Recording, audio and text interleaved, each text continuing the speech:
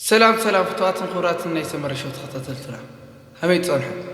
لو من همز الكلام ده أو زهول لقنا تطلع حدش تحدش دينا تحزر مقارنين يا ناس كان حدش تم كلهم سبسكرايب قاري ترسا فيديو من ده لقوا كبار لايك وقار جمرو شنبارك سطات خطط الترا استهمتوا بخلنا بزوزني فيديو جمر ገለገለ ብጉጉይ ርዲት ኤርትራ ካብ ኢትዮጵያ ተነጸለቱሉ ዝብሉ ተጋሩን ኤርትራውያኑን አይሳኑን እዚ ብዕላማ ተሰሪሕሉ ነስተውዕል ኤርትራ አካል ኢትዮጵያ ኮይና ይትፈልጥና እቲ ቁኑዕ ኤርትራ ሓንቲ ቅድሚ ኢትዮጵያ ዶባታት ተነጸረ ሃገር ኔራ ብመግዛእት ግና ኣብ ትሕቲ ኢትዮጵያ ፌደሬሽን ተጎቢጣ ካብ ዝጎበጣ ድማ ደቃ ዳግማይ ሃገርነታ መሊሶሙላ ኣኸለ ብጸላእ ተጎቢጣ ብደቃ ድማ ተመሊሳ ይዝባል እዚያ ካርታ ኢትዮጵያ ኤርትራ የላን ስለዚ ኤርትራ አካል ኢትዮጵያ አይነበረትን ኮይናውን አይትፈልጥን እዙውንቲ ንኢትዮጵያ ዝመርሕ ዝነበረ ሃፀይ እዚ ድማ ኦፊስ ኣብ ኦፊሱ ተሰቂላ ዘላ ስእሊ ግና አስተቦሉ ኤርትራ የላን ስለዚ ኤርትራ ምድራን ባህራን አካል ኢትዮጵያ ኮይኒ ይፈልጥን ይሞ አንቱም ዝተገንጠለትሉ ትብሉ አንቱም የተገነጠለችበት ትብሉ ዝተመልሰትሉ ኢልኩም አርሞን ምባል ዘአከሊ ብሙልአን ሚዲያታትና ኢትዮጵያ ራይዎ ብፍላይተን ናይ ግል ዝውውነ ቀዲሞም ስለዝኾኑ ሕዚ እንታይ ይብሉለው ናይ ሕወሓት ጀነራላት ብርግጥ ናይ ጆን መዲድ ስእሊ ኣቕሚጦም እዮም ከምኡ ኢሎም ዝዘምቱ ዘለው ጀነራላት ሕወሓት ዕጥቂ የፍትሑለው ይብል እዚ ከዓ በላማጣ እዩ ዝብል ምናልባሽ መሪሕነት ናይቲ ከተማ ክንዘራርብ ኢና ፀኒሕና ዕሪም ስወግሐ ብስልክ ዋላ ክንእትዎም ክንምኩር ኢና ናይቲ ሰራዊት መሪሕነት እውን ከምኡ ክንገብር ኢና ምክንያቱ ኣድላይ ስለ ዝኾነ ናይ ሚድያ ስራሕትና ብከምዚ ክኸድ ስለ ዘሎ ዕጥቂ የፍትሑለው ኢሎም ዕጥቁኹም ይወርኹም እዮም ዘለው ዝብል ኣረዲኦምስ ህዝብና ነንባዕሉ ንኽፈላሉ እዩ ናይ ሕወሓት ጀነራላትን ካድረታትን ኣብ ኣላማጣ ከተማ ገዛ እንዳዞሩ ዕጥቂ የፍትሑለው ይብሉ ኣጋጣሚ ኮይኑ ምሸት ዝረኸብክዎ ሰብ እውን ነይሩ ኣበይ እዮም ዝብልዎ ዘለው እዚ ይለዮ ኣተወዳእነ ኣላማጣ የኒኹ ግን ከም ዝበለ ነገር ይረኣኹን ኢሉ ሕዚ ኣብ ኣላማጣ ዕጥቂ የፍትሑለው ዕጡቃት ዕጥቂ ምፍታሕ እዚ ታርጌት ገይሩ ዘሎ ምልሻን ዕጡቃትን ማእኸል ዝገበረ እዩ ከመይ ገይሮም የንገላትዕዎም ከም ዘለው ኢሎም ንህዝብና ዝሓዘኑ ንምልሻና ዝሓዘኑ መሲሎም ይዛረቡ ኣብቲ ከተማ ልዑል ናይ ጦርነት ድባብ ይረአ ኣሎ እዩ ባዕሎም ከዮም ተንኪሶም ታሕዚ ዘቕረብናያ መረዳእታ ሓራ መሬት ኣለና ዝብሉ ዘለው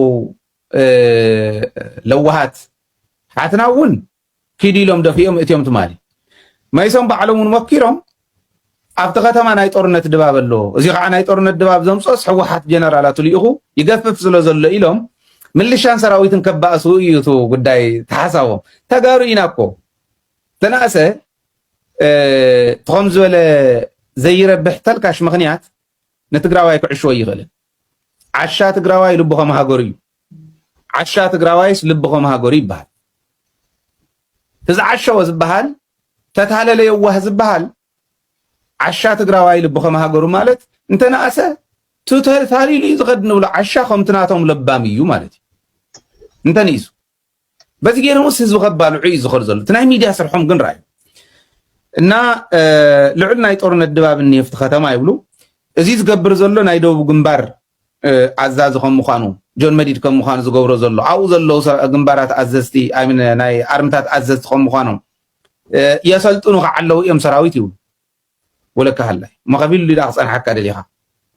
ከሰልጥንን ፈረቓን እምበር እንደኦም እንተተኻኢሉ ቤት ምኽሪ ናይ ትግራይ መንእሰይ ትግራይ 18 ክበፅሕ ከሎ ምትኳስ ምፍታሕ ምግጣም እቲ ናይ ቆረፃ ዝበሃል ስልቲ እውን ኩሉ ዝተዓጠቐ ክኾን ከሎ እዚ ፀገም እንተመፃና ኩሉ ድሉው ዝኾነ ንዓሰልጥን ንዓይትሰልጥን ኣይኮነን ድሉው ንኸውን ሃገርና ንኽንሕሉ እዩ እዚ እውን እንተዝኾነ እየ ዝመርፃ ንኽብል ደልየና የሰልጥነሎ እቲ ናይ ጦርነት ድባብ የሰልጥኑ ስለ ዘለው ከዓስ ነቲ ናይ ጦርነት ድባብ ልዕል ኣቢልዎ ይብሉ ቲዲኤፍ እዚኣ እያ ትገርም እያ ርግፀኛ እየ ካልኦቱን ከኣትዮም መናእሰይ ኣትኹም ሓሳብ ሃብላ እዚኣ ቲዲኤፍ ኣላማጣ ካብ ዝኣቱ ህዝበይ ጣዓሞን ይብሉ ህዝበይ ጣዓሞን ይንጋላት ኣሎ زيريهم بيت مرتات كامب جيرومن سواها بتسرحهم كي يسرحوا هوتيلات ريزورتات ون كامب جيروم عم مبلعيهم فتنو TDF كابزا أتوس هزبي علاماتا هزبي رايا كفيو حزينو ملنا ميتو حزينو ملنا مو ولادي ناي رايا ولادي ناي علاماتاس مس ودو سلازخونه مس غالو سلازخونه غالون ودون سلازمصلو ويت ولاد ولدو سلازمصلو كفيو أبيتي حزينو ميتوم زيبلو اللو زيا بزح كومنت كتبوا لكم اللي أمن مناسي ون يسادو اللو يقفوا وملو بليتي يقفوا ناي كتما من قستا مواقرون فريس إيو ويولو موا انتنا أسم قاعهم زبالة حاسات سيل دبولا زغونا كندن بازغون حاسات قاعهون سيل تناسب زريو حاسات قاعهون تحاساتهم زي بروباغاندا يكونن من الباش بميديا محلاف زي محلاف انت زي كوينو انتنا أسا ودنا النفتو زمرحنا النفتوهم دكنا كابيني خوينم زمرحنا نايت ختما النفتوهم ناي منقستا وقلقلت زقلقلنا يلت هزب قلص كل انت زي نسمع دخون يهلي لنا مدولنا ازي تحت يلكا بروباغاندا اندا تسرحه يخدو تقفا زبل اب كالوت كبابتات ون الله يلوم ززارو لوت مالون حانت قال اقربنا نيرنا ساورد خمت تحزه تقميت كان يركا ነገር ግን ብዙሓት ከምዚ ዝበሉ ዓገብ ዝኾነ ዘረባታት ዝዛረቡ ኣደብ ምትሓዝ ናይ መንግስቲ ትግራይ ኮን ከለሎ ኣብ ውሽጢ ዘሎ ሓሶት ፕሮፓጋንዳ ነቲ ናይ ፀላእ ፕሮፓጋንዳ ሓቂ እንዳምሰሎ ክኸድ እዩ ዓድኻ መንነትካ ክብርኻ ንምሕላው ውሕሉል ዝኾነ መሪሕነት እስካዕ ዝሃለወ ውሕሉል ክኾንቲ መሪሕነት ኢኻ ትሓትት እምበር ዓድኻ ምሕላው ነውረ ኣይኮነን ግዴታ እዩ ስለዚ መንእሰይ ትግራይ ከዓ እዚኣትዮም ይዛረብዎ ከም ዝነበርኩም ምዃኑ የኸቕምጥ ደልየ ምክንያቱ ዝኾነ ጨቋነ ዝኾነ ስርዓት ዝኾነ ውልቀ መላኽ ዝኾነ ስርዓት ምስ ህዝቢ ገጢሙ ተዓዊተ ይፈልጥን እዚ ትናህና ታሪክ ጥራሕ ኣይኮነን እቲ ኣብ ትግራይ ከም ተዓንቶ ዝተባሃለ ዝኾነ ዝተሰባበራ ናይ ቀደም ባህላዊ ይትኩሳ ድየነይ ይትኩሳን ዘይፍለጣ 4-5 ሒዞም ተምሃሮ ዩኒቨርሲቲ ናብ ደደቤት ወሪዶም ዝለወጥዎ ነገር ጥራሕ ኣይኮነን ኣብ ዓለም ሙሉእ ዝኾነ ዝተመክሐ ውልቀ መላኺ ንህዝቢ ስዒሮ ይፈልጥን ንህዝቢ ስዒሮ ኣይፈልጥን ህዝባዊ ዕላማ ዝሓዘ ውዳበ እውን ተሳዒሮ ይፈልጥን